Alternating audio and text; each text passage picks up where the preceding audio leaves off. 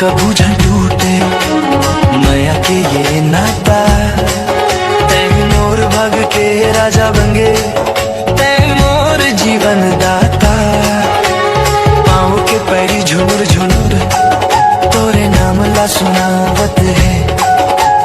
तोर माया के ये रंग हमर चुनाव छावत है। तोर माया के मारे, ओ तोर माया के मारे, तोर माया के मारे।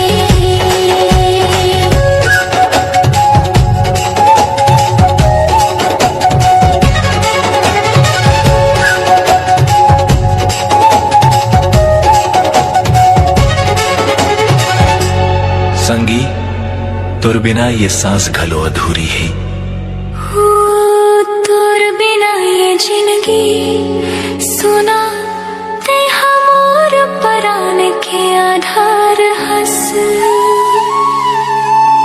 नदिया के तीर माँ हम माया के कसम खाएन। जुग जुग साथ निभावो ऐसन प्रीत लगाएन। तोर बिना एक पल घलो अब रहा नहीं जा। दुनिया के सब सुख ला तोर ऊपर मैं वारू।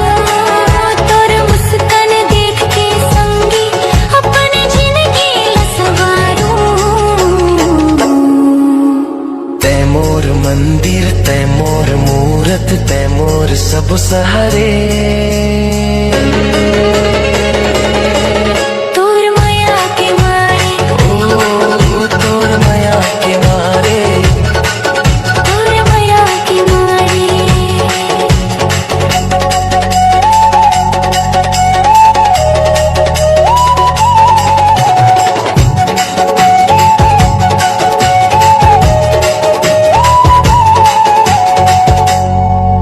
तोर माया के मारे मायारू, दुनिया ला हम त्यागे वरे।